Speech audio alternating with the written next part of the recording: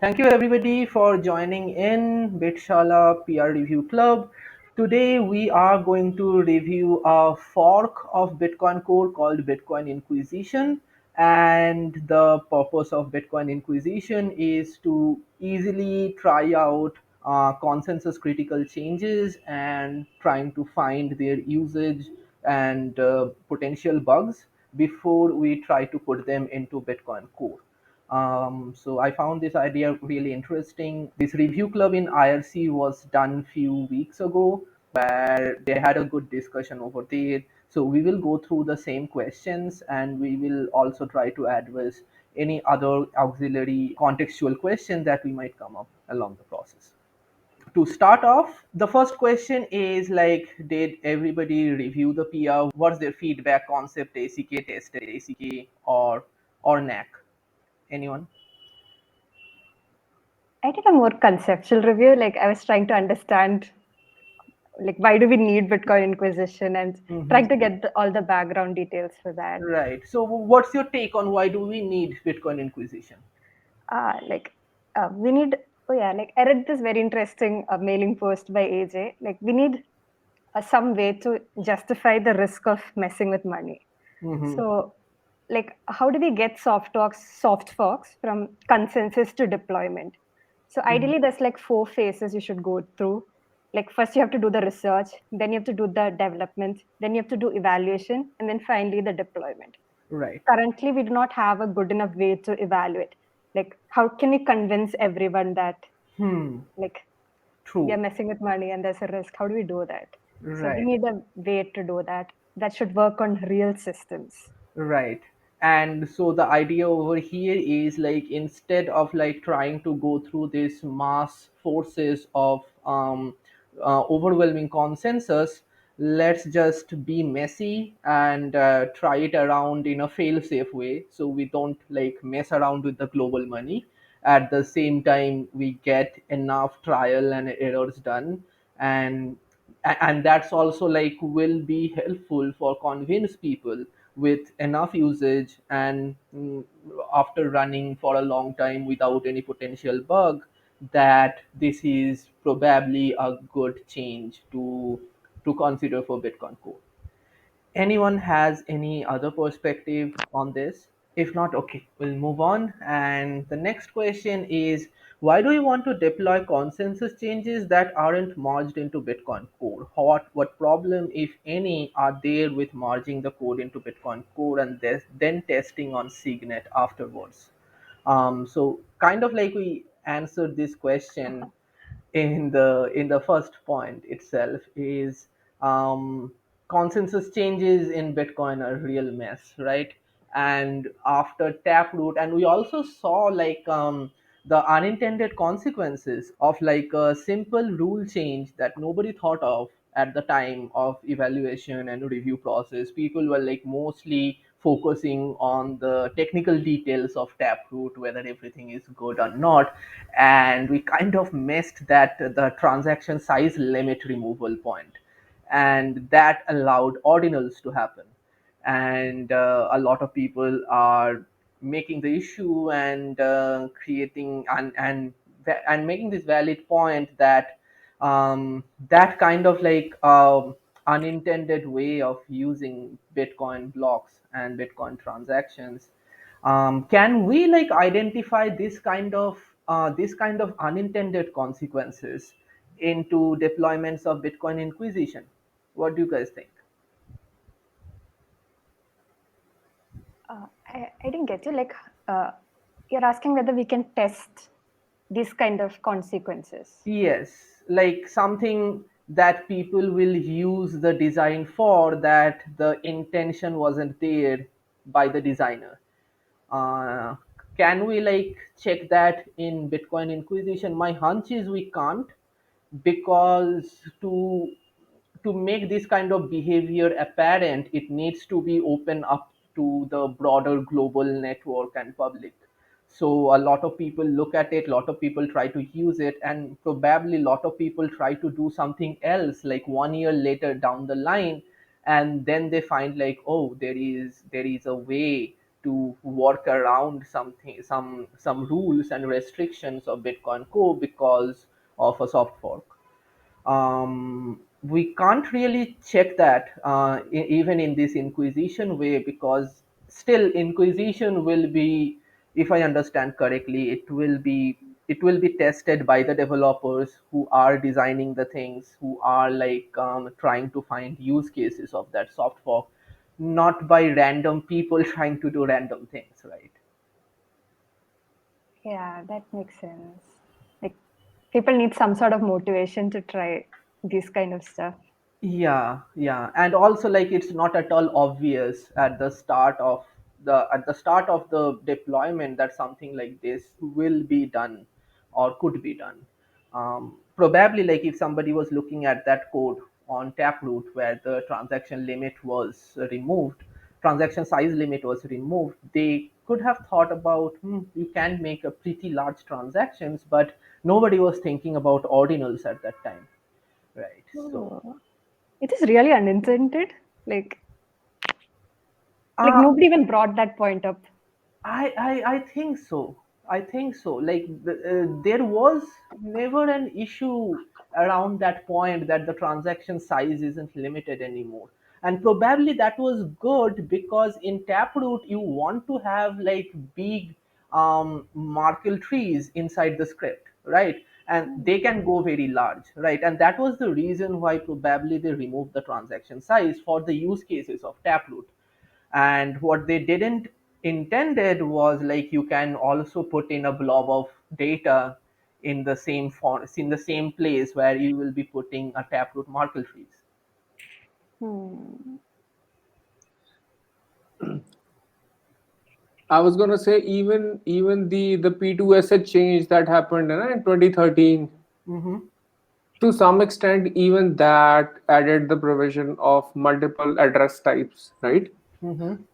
So previously, you didn't needed like complex witness scripts. So one of the uses, of witness scripts is to store like whatever other witnesses are. So even that is seen as an attack on the network. Although what I'm saying, I haven't read too much into it. I haven't read like every single point on it, but just like from my basic understanding.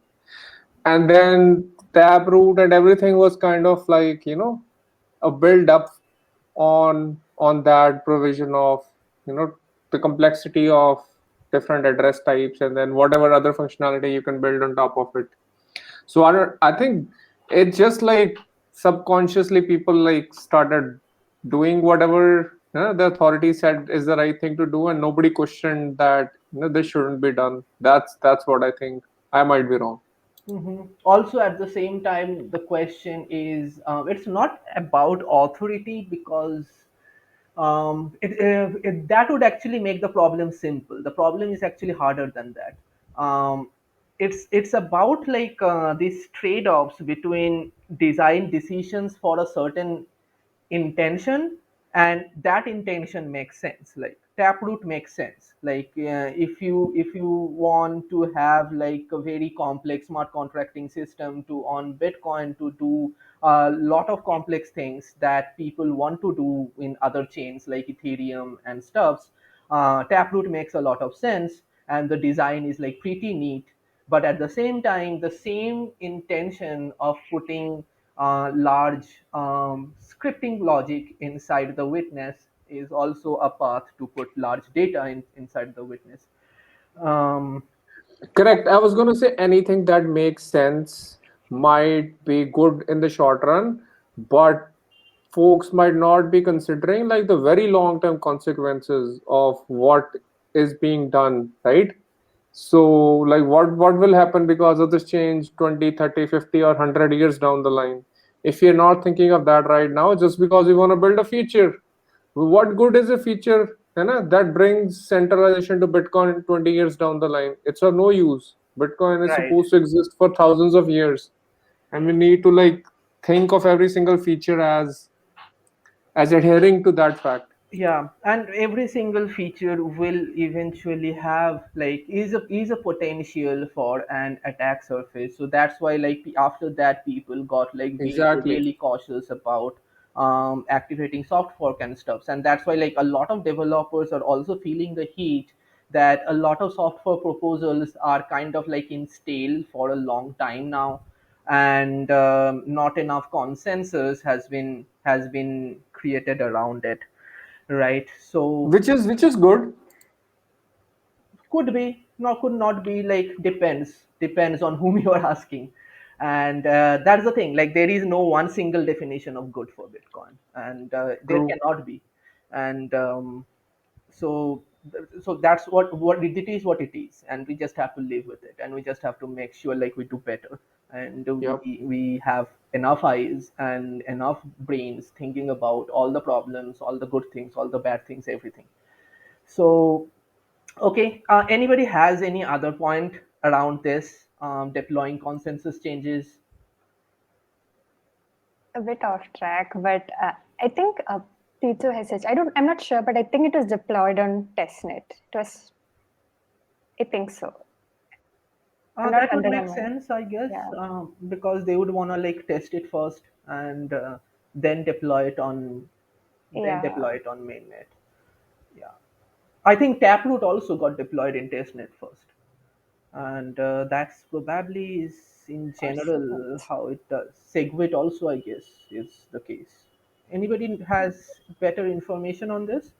Okay. If not, we move ahead on the next point. Is so these are like the two competing soft forks of covenants. Any previous output and check template verify. And so the question is, when have any previous output and check template verify have been activated on Signet according to this logic? If we found a bug and needed to make substantial changes, how would we do that? What would that result in a Signet hard fork? So just to give a brief about any previous output, check template verify is these are like two competing soft fork proposal for covenants, and they have been like in development for a long time. A lot of discussion has happened over them, but overwhelming consensus for any one of them hasn't been generated yet. So their development has been kind of stale. So probably the biggest motivation for creating Bitcoin Inquisition was trying out any previous output and check template verify, so at least the users can demonstrate potential use cases to solidify the reason behind any one of them more than they are today as a proposal level. So so have anyone tried out seeing the activation height for these two in Bitcoin Inquisition? Oh no, I didn't. Okay, Can you, so can you show it? yes, I was trying it out, and apparently in that particular PR, in that particular PR commit, Hmm. at that head, check any previous output wasn't there. Only check template verify was there, but after that the any previous output PR got merged. And now when we compile master and run it and ask get deploy info, we basically get a deployment status of all the soft forks that got activated. So here we have BIP 34, BIP 66, BIP 65, check sequence verify, segwit, taproot, and then check template verify. So this structure is called the heretical deployment method. So previously, instead of this, there will be like type BIP9 deployment method, and the idea is kind of same, but the only difference I think is in BIP9 there is a timeout. If it doesn't get locked in, then after timeout it just goes back to the defined state or inactive state, I don't remember, but after there is a timeout. But in heretical deployment we also have something called abandonment. So we can, even after getting locked in, we can abandon abandon a soft fork. So I think that probably answers the last part of the second part, third part of the question is like if we found a bug and needed to make substantial changes, how would we do that? And I think I'm not entirely sure. Like if there is a bug and we feel like okay, this needs to be fixed, so and if that fix can cause hard fork, then what we will do is like in the Signet we will deactivate the previous version of the change and reactivate the next version of the change. And this part of the detail is defined in the heretical deployment doc, probably here. um, yeah, so if a soft fork proposal has an incompatible update, bumping version is should be proceed as follows. So first signal abandon for version A and then signal activate for version B and continue running the software supporting version A while deployment transition from active through deactivating until it reached abandoned. So these two states are unique in heretical deployment, which wasn't there in BIP9. We can also deactivate soft forks, and these states can be observed in get deployment info. Once version A is inactive, then upgrade the mining software to support version B. And if both signaling blocks were in the same period, version B will already be active and ready to use. Otherwise, it will be locked in and ready to use after 432 blocks. So another side note on this is in BIP9, the period of activation or any kind of period is like 2016 block, one difficulty adjustment. But in heretical deployment, that is changed to 432, which is around 3 days. And the idea behind this is like we don't want to wait for weeks or to try out this thing. We can just quickly do it in 1 or 2 days or 3 days, and get done with it. So uh, that's the idea of like activation. So we when have any previous and activated. So from this structure, it seems like this is the height of activation for check template verify it's active true. And these are the heretical status. We have the beep number, we have the beep version, we have the start time, we have the timeout, the period 432. Its status is active since this block status next is active, and this is the abandoning signal. And so if the version bits of block header is set to this guy, that would mean that we are going to abandon this particular deployment. And same thing for any previous output, same height 106704, and the signal abandon is different. So this signal abandon is like something I found interesting.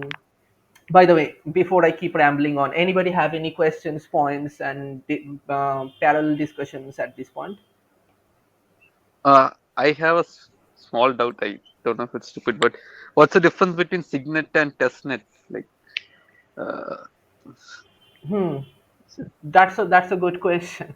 I guess like functionally they are same, but the blocks the in testnet it kind of like a Bitcoin mainnet instead, and there okay, are miners who are like mining the blocks, and it's a proof of work based mining. But in Signet there are block producers. It's kind of like Ethereum's proof of stake. So there are like like designated block producers who will sign the block, and that's where the name came from. Signet means signature net, so the blocks are signed by certain authorities. And the reason they want to do that is like they wanna restart the blockchain from time to time.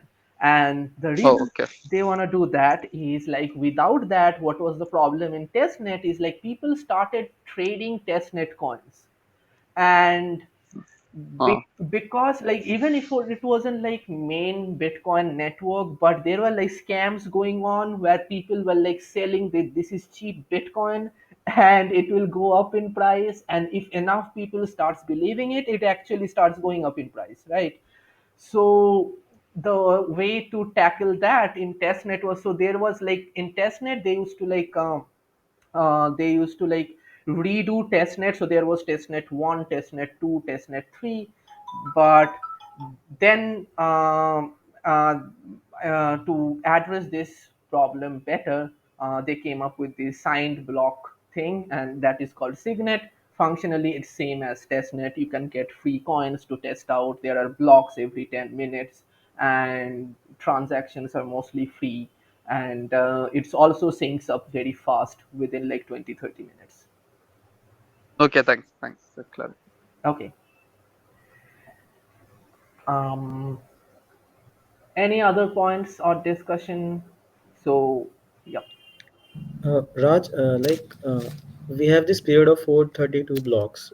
So can we change that, or is it fixed? It's fixed. I think it's fixed, and we can find this inside code somewhere.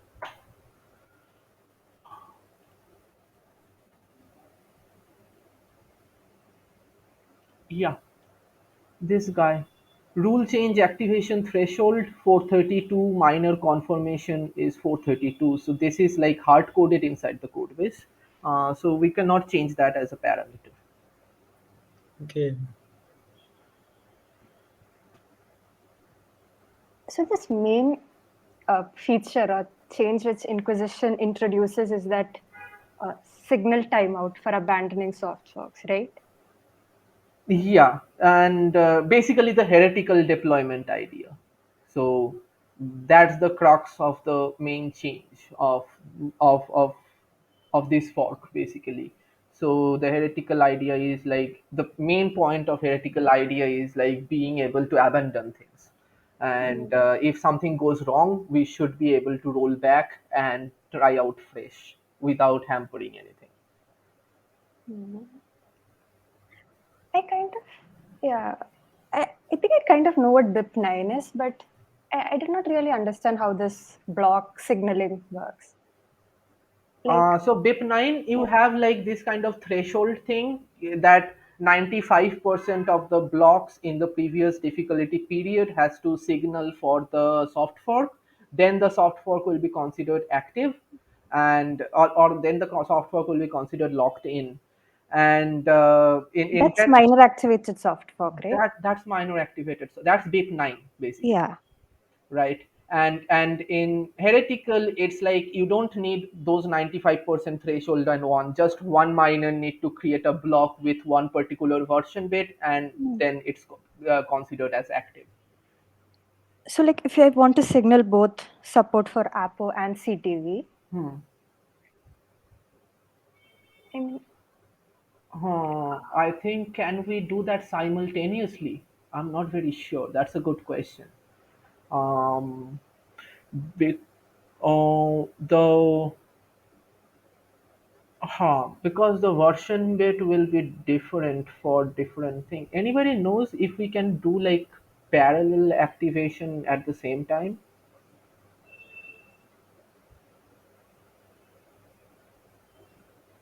I also don't know, but I think we can't. We have to do one at a time. hmm.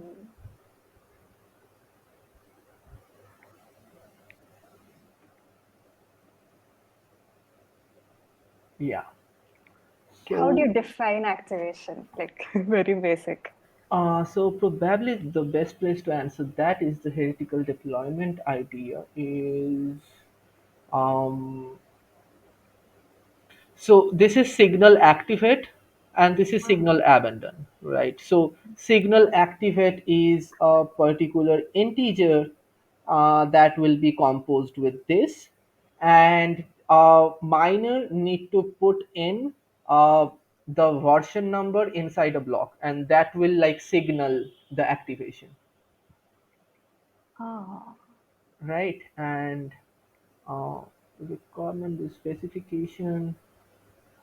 So Developing a soft fork mining. As a miner on Signet, you can support testing a proposed soft fork by doing the following: updating your miner block signing node to run Bitcoin Inquisition rather than Bitcoin Core, mining a block with n version equals to signal activate, right? So Oh. it's the job of the miner to signal the activation, and its n version has to be calculated with the signal activate, and signal activate will be calculated with this formula, right?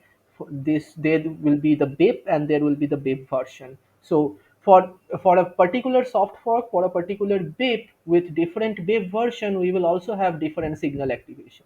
So Mm. that's how we like do deactivation and reactivations of different version of the same fork, like the thing that is described here in this part, right? So where one particular version A is being deactivated and then abandoned, and then a new version B is being activated again.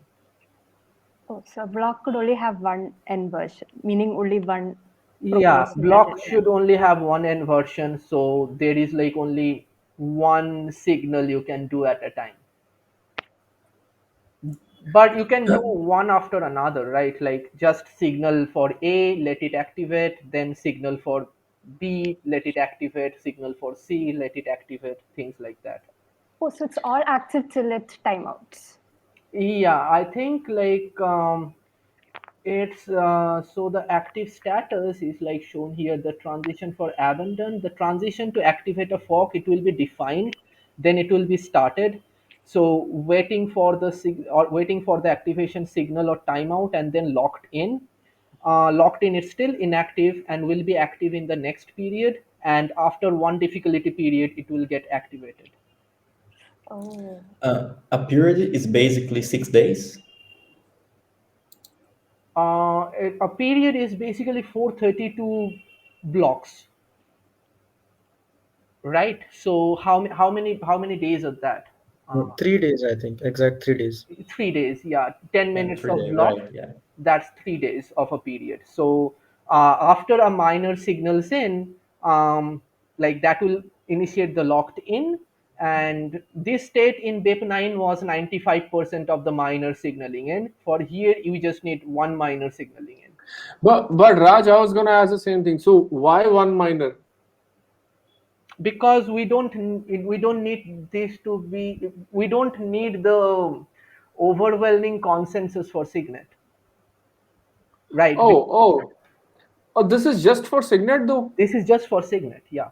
We Yeah. don't want to do this in mainnet, not at. We don't need to reach consensus, right? Yeah, so in Signet we don't need to reach consensus, so that's why like it's just one signaling.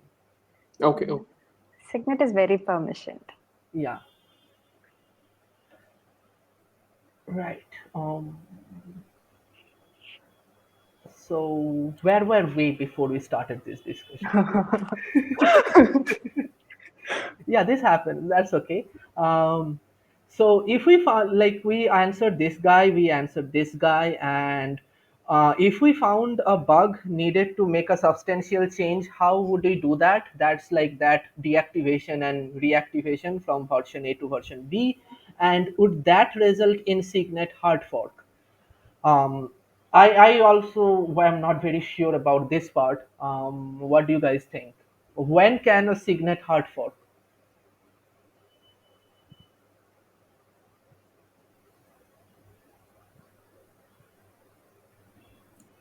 I'm Maybe thinking. we Yeah. can deactivate it, the soft fork, make the change, and then activate again. Not sure. Yeah, that's what they are saying for this case.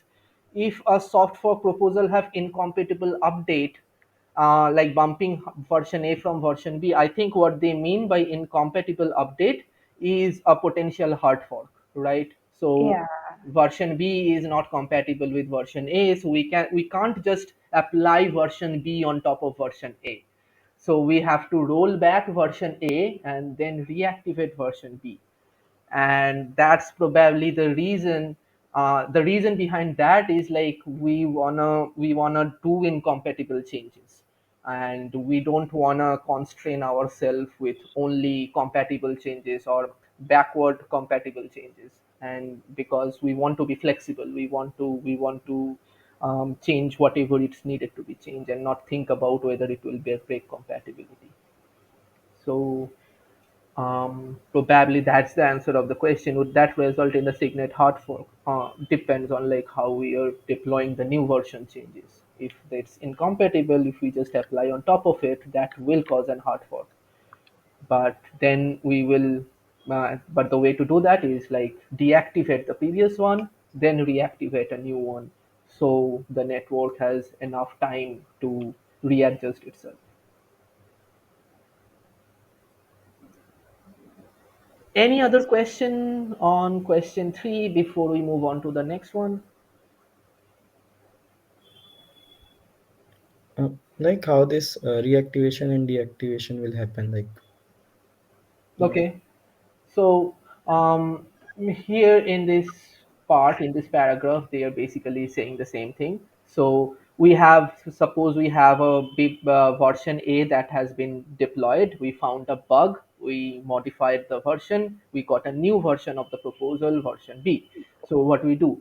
So the miner goes ahead and mines a block with n version equals to signal abandon A, and signal abandon A is like the same thing as signal activate. Signal abandon is calculated by this formula.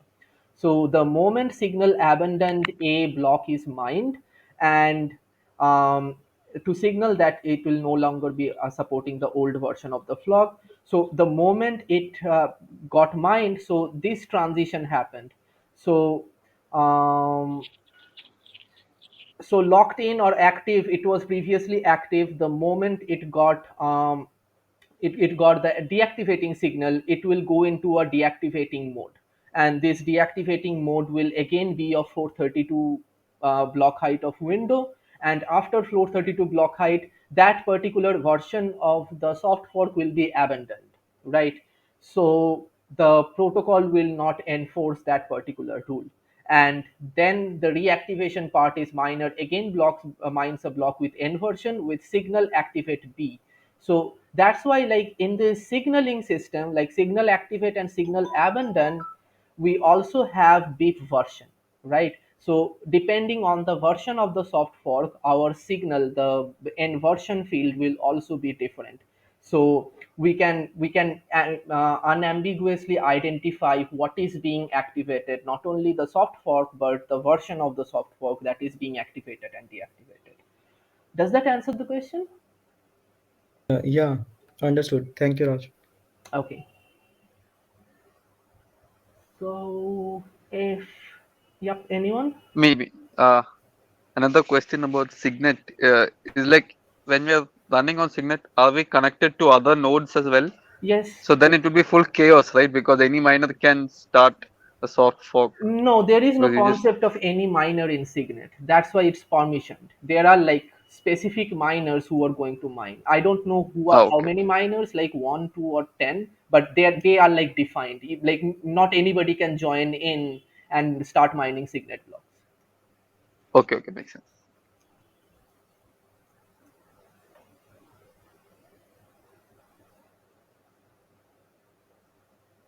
Okay, so if no more question, we move on to the next one. What is the point of deactivating state? I think we kind of also answered it in the previous discussion. Um, Deactivating state is like needed when we want to abandon a particular soft fork. But the another maybe like the another point of this question is like, why do we need to have a period of 432? Why not just signal deactivate from the next block?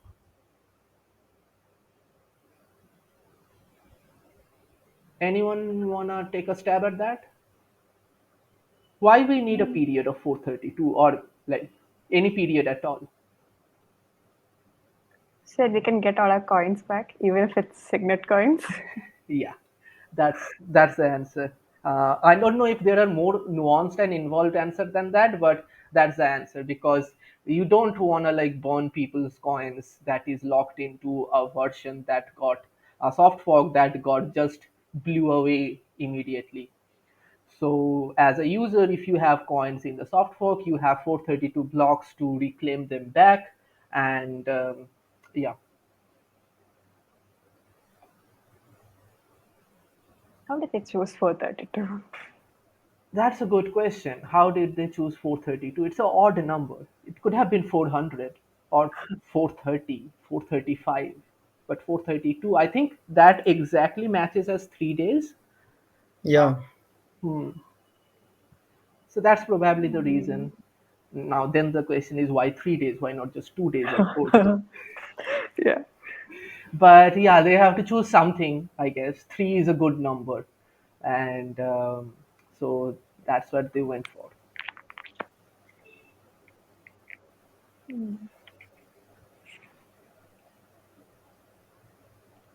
Okay. And anybody has any doubt, questions regarding deactivation, abandonment, any other side topic? I was gonna say 432 megahertz is also the magic frequency. Just kidding. Oh, What? oh, Seriously? Yeah. yeah. Like in Bitcoin, that can actually be a thing. I will not be surprised if AJ thought of that also. Yep. Okay, good to know. Nice information. Um, so moving on to the next one. Why is minimum activation height removed? Um, so this particular code, this particular variable, this was inside consensus parameter dot h BIP9 deployment, and this PR changes BIP9 deployment to heretical deployment, and there was this minimum activation height. So why it was removed? Anyone want to take a stab at that? I think it's because I we think don't so. need to reach consensus. Yeah, We yeah, don't have to reach a specific age. yeah. Yeah. So the comment suggests that if lock-in occurs, delay activation until at least this block height. Note that activation will only occur in on a retarget boundary. So yeah, so after lock-in, we have a height. We say like, okay, after this will get activated, and we don't need that in Signet because we don't need consensus. We just are randomly trying out deployments, and so that particular piece got removed. That was straightforward. Um, uh, does anybody have any idea about like what was the general time period between the locked in height and minimum activation height for Taproot or previous soft forks? Like how much window was there before we say like okay this is activated On the main net? Or on the you talk? mainnet? Yeah. I don't know.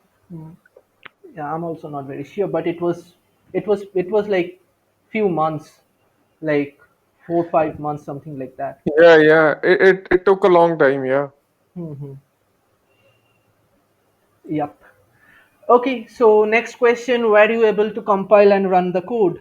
Anybody tried that? You did. Yeah, that's apparent from my screen. Yeah, I didn't face any issue on running and compiling the code. I just thought about it. I didn't tried it. Was this idea is what if I point to mainnet? What would happen?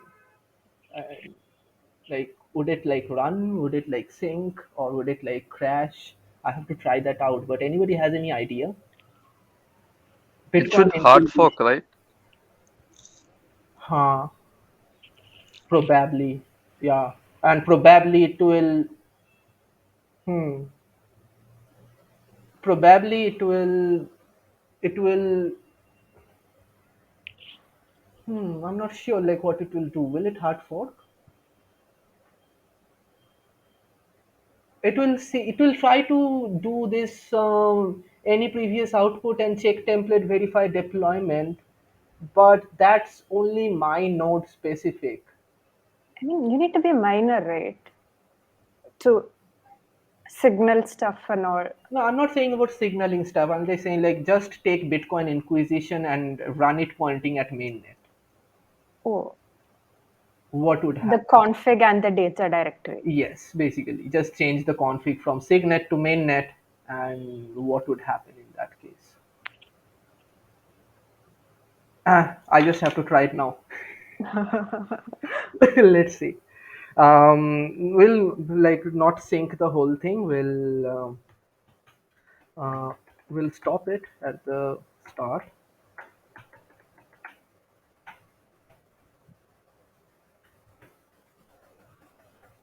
Hit fall back, and I don't need anything else. Yes. Moment of truth. Let's see.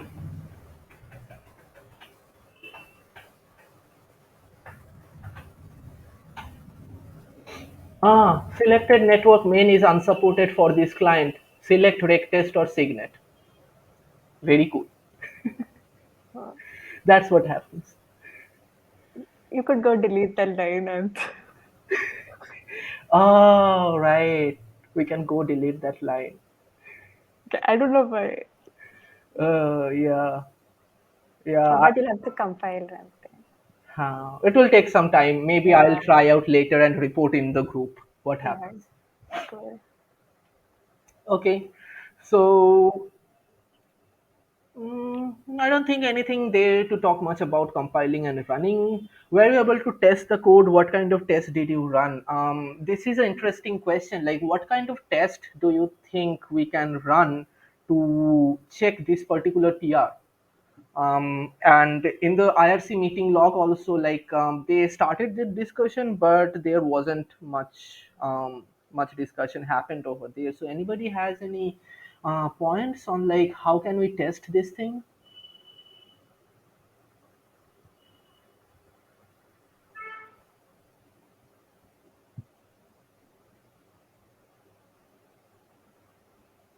Hmm. That's a tricky question in general. There is a functional test that check for version bits and some kind of deployment RPC, but apart from that, probably not much ways to test anything. Um, and I mean, like if it's running and it's showing that get deployment info that certain soft forks are activated at particular height, um, then it's working, I guess. Maybe not in real life, I mean, real systems, but maybe we could increase test coverage in, like, for the signaling mechanisms and stuff in integration tests. Hmm.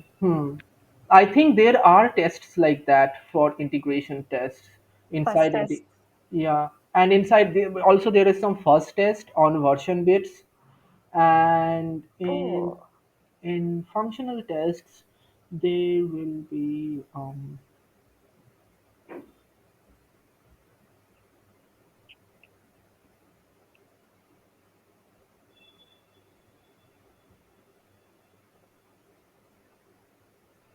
so there is CSV activation.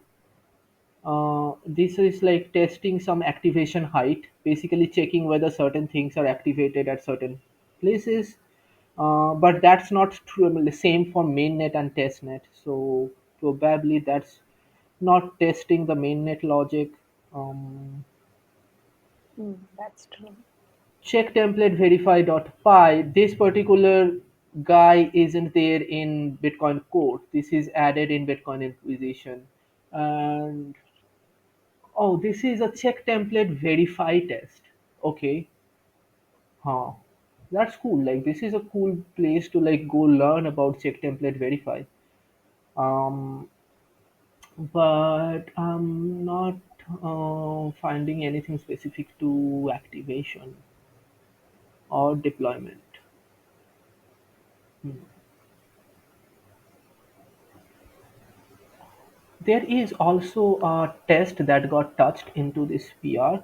So first test. So this is like version bit CPP, version bit test.cpp, and test functional feature version bit warning. Okay, so the warning system got disabled by this PR because we don't need the warning system anymore. Mining basic, some Okay, mining basic changes, and this is like version bit warning.py. This entire test basically got removed because we don't need them anymore. Blockchain.py is basically getting that structure, that the deployment info result, that is being tested over there, and test runner is basically, yeah, removing that thing. So I guess there is no test as such even in our functional test for activation mechanism, and probably it's not possible to like write a functional test for that. Anybody has any other thoughts on this?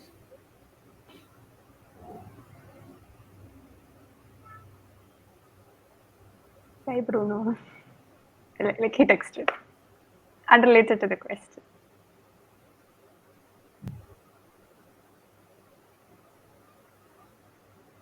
Were you able to compare? Okay.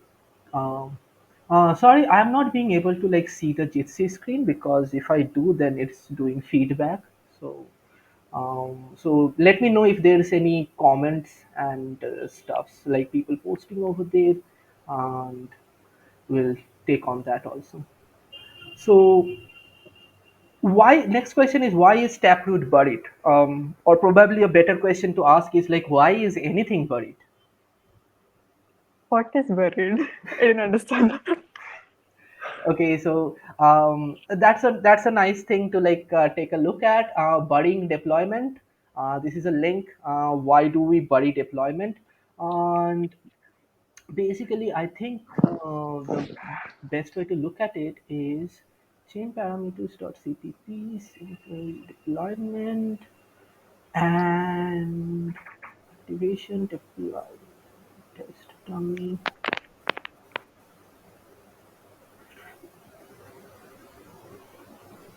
So burying means basically, so there is this BIP9 logic that goes on, and as the node sinks into blocks, so as per BIP9 logic, it will go into this state of like defined, locked in, active, timed out, or whatever. So there is a logic for each soft fork uh, that will trace that entire deployment path. But once the deployment is done, we don't care about what was the deployment height, what was the minimum activation height, how many miners signaled, and all these things. Once it's deployed, right? So what we do is like after deployment, let me try find that part of the code. Chain params, I guess. Yes. So uh, so these are the activation heights. So after deployment, we basically hard code the height of deployment inside the client, and we don't go through that logic of BIP9 deployment anymore. So if we go into the main chain parameters, testnet parameters, main chain parameters. So these are the hard coded height, right? And this line 121. So this guy got changed in here 121. Oh, chainparams.cpp, chainparams.cpp, taproot height got buried. Where exactly taproot got buried? Chainparam.cpp, threshold values changes, deployment test dummy, hierarchical deployment structure. Mm, Shit, I can't find that thing where the taproot deployment got buried. Probably there is a commit like that that talks about it.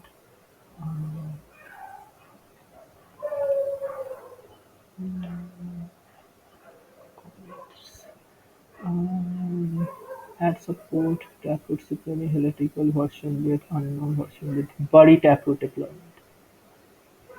Okay, so yeah, so here we are hard coding taproot height is 709632. This is called burying, and Oh. previously there was this logic that was take deployment status of taproot depending on various heights, right? At April 24th, it was at a certain state. If August 11th, it was at a starting state, and so this was the BIP9 deployment status. But after got deployed and enough time passed, we don't need this logic anymore, and so we just hard code like this is the height, this is the time in block space after which we consider taproot as active. So that's burying. And we bury things because basically we don't want to keep like these deployment codes lying around.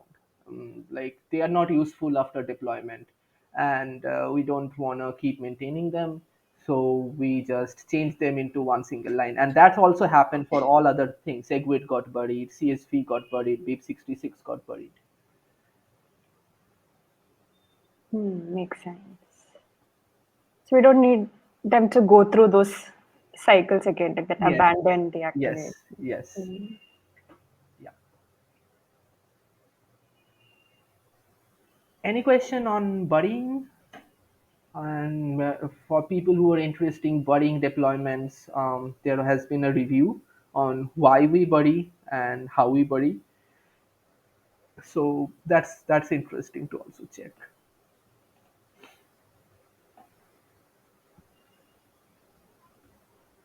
Okay, moving on to the next one. What is the purpose of abstract threshold condition checker and threshold condition cache in version bits?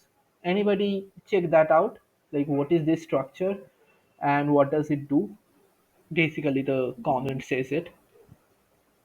It's a structure that checks for the deployment logic, basically. And I don't know the details of how it does, but it's basically the BIP9 logic is encoded in this structure. And this is an abstract class, so we have to like specifically implement this abstract class, and this is implemented here. Sorry.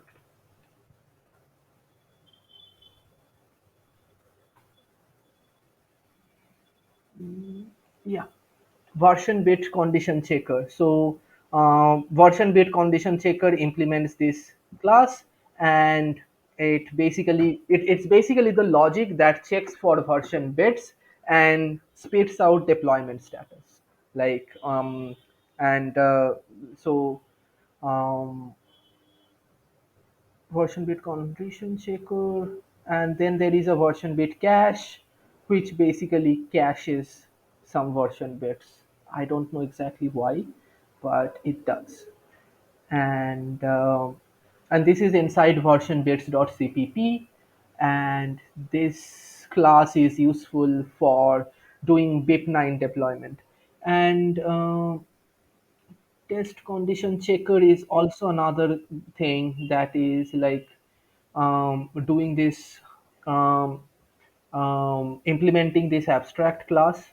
And where else? Oh, this is something else. Okay, inside test condition checker also. I think this is useful for test. Inside the unit testing they use it, this structure, and this guy is used for the main client, and it will basically go and check version bits and find out the state of different deployments. Does that make sense? Yeah, it does. Okay. We have a whole separate file for version bits. Yeah, there is a whole separate file for version bits and where this version bits checking goes on. The next part is like, I think there is nothing much to answer for us on that, whether the commit should be split up or further and should be restructured. It's not relevant anymore after that it got merged. But it was a very big PR, and um, but AJ did a good enough job in restructuring it out and dividing into small chunks of commits. And anything to discuss over there, or we move on? To move on. Yeah. So okay, do any of this change here make sense to Bitcoin Core? What do you guys think?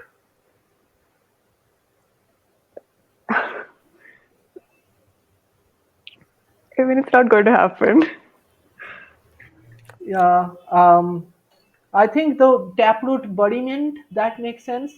That change, I think it's Yeah, already included in Bitcoin Core. Ah, Yeah. it's an open PR, I think. Oh, it's open PR, right, right. It's open PR right now, and I think 2260 or something like that. It was they were talking about it, and yeah, this guy. But the signaling mechanism doesn't make sense in Bitcoin Core, right? The signaling mechanism, uh, yeah, like the signaling Testing. mechanism of this heretical signaling mechanism doesn't make Yeah. sense in Bitcoin Core at all. And rest of the part is just removing parts of Bitcoin Core um, that are not relevant for Inquisition. So they obviously don't make any sense in Bitcoin Core. So yep, it's pretty much like only applicable to Inquisition.